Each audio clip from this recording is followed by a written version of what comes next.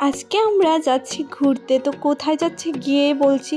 তো আমরা রেডি হয়ে বেরিয়ে পড়লাম, তো টোটোতেও উঠে গেলাম। তারপরে দেখো আমরা এসে গেছি। এবার নিশ্চয়ই অনেকে বুঝতে পেরে গেছো কোথায় এসেছি। হ্যাঁ, আমরা খুমলুম পার্কেই এসেছি। তো তারপর আমরা ভিতরে ঢুকেছি।